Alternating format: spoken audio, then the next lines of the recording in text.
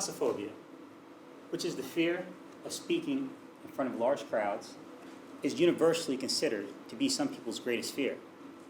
So much so, oftentimes people will rank it as a greater fear than death, which, if you think about it, literally means that people would rather die than speak in front of a large crowd.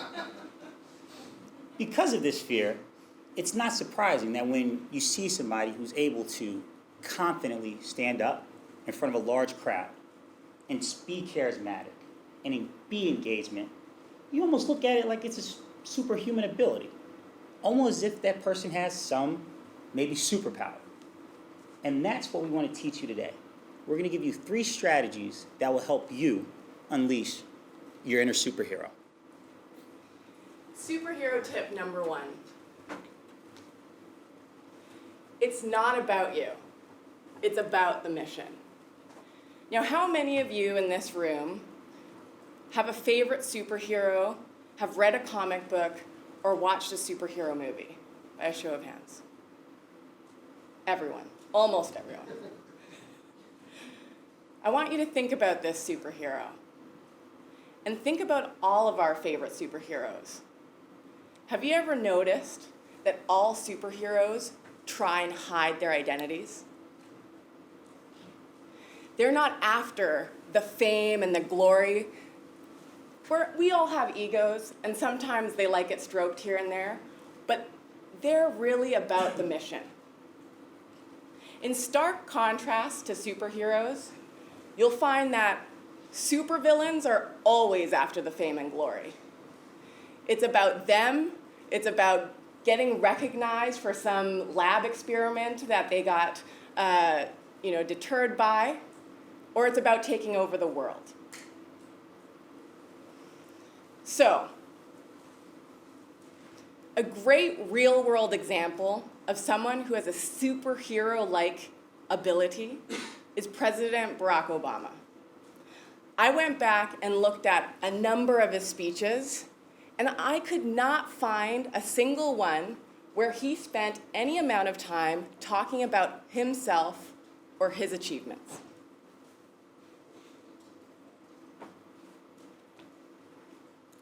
It's the idea held by generations of citizens who believe that America is a constant work in progress, who believe that loving this country requires more than singing its praises or avoiding uncomfortable truths.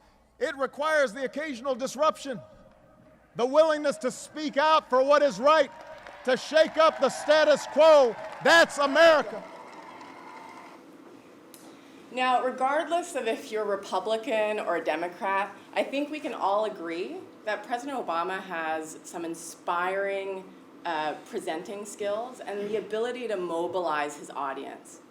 Now, in contrast to President Obama is President Trump. Now, President Trump has an uncanny ability to make everything about him. It's about me, my achievements, and who I am. When was the last time you heard him talk about the mission or his policies? I beat China all the time. I know the best negotiators in the world. And I'm the one that made all of the right predictions. I'm proud of my net worth. I've done an amazing job. Nobody can do that like me. Believe me. I'm not doing that to brag, because you know what? I don't have to brag. I don't have to. Well, actually, Putin did call me a genius, and he said I'm the future of the Republican Party. So. I've been #1 bestsellers, one of the best-selling books of all time, tremendous television success. I don't think nobody builds walls better than me, believe me. And I'd be the best hotel in Washington, D.C. Now, some of you might find President Trump a little bit entertaining. I'll give you that. I find him entertaining too. But I think if we step back, we can honestly say that between these two, one of them hones a superhero-like presenting ability, and the other one hones a supervillain-like presenting ability. So with that, if you want to be able to speak like a superhero, tip number 1, it's not about you, it's about the mission. Superhero tip number 2. The audience is the hero, and you're the mentor. True leaders rarely see themselves as superheroes. and this is the case with characters like Yoda. In Nancy Durante's book Resonates, she explains how the presenter should be the mentor, guiding the audience through their hero's journey. She equates the role of presenter and audience with the relationship between Yoda and Luke Skywalker. The presenter is the Yoda, giving the audience guidance through their hero's journey.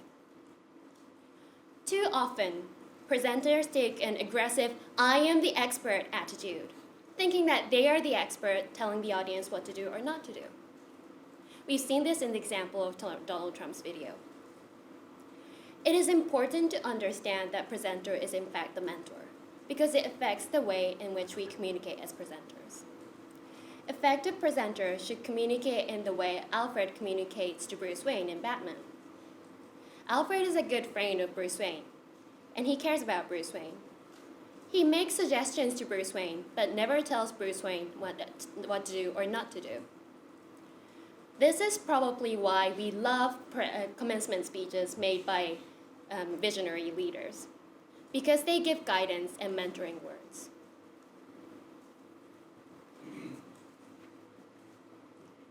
Your time is limited, so don't waste it living someone else's life.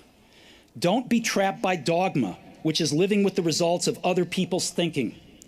Don't let the noise of others' opinions drown out your own inner voice. And most important, have the courage to follow your heart and intuition. They somehow already know what you truly want to become. Everything else is secondary.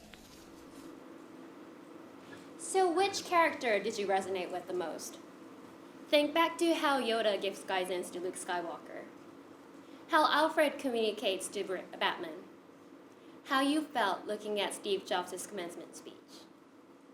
We can learn from these characters effective ways of communications. So remember, if you want to give a superhero-like presentation, you are the mentor and audience is the hero. Superhero tip number 3. Call to action. A superhero, and any great presenter alike, always remembers to include a call to action. When was the last time you read a comic book or watched a superhero movie when there's no action involved? Never. So, in any story, there needs to be a build-up to a climax, where the superhero rises to the occasion. In Braveheart, Mel Gibson plays William Wallace, where he rallies the Scottish against the English. He gathers an amateur army that's inferior, smaller, and weaker than the English, but his call to action is clear, to defeat them, and they do. So don't waste opportunity. Don't waste opportunity that when you as MBA students present to the audience, you have inspired them, motivate them, and you give them the tools that they need. So make sure to persuade them and mobilize them to answer to your call to action. A great life example of this is Martin Luther King. Everybody wants to rise to the occasion, and he allowed people to do this. In his speech, I Have a Dream. His vision was clear, and what he wanted people to do, even clearer, to stand up and take action. So, if you want to give a superhero-like presentation, always remember to include a call to action. So our goal for today was to teach you all how to unleash your inner superpower. And we were going to do this through 3 T's. The first one, always remember that it's not about you. It's about the mission.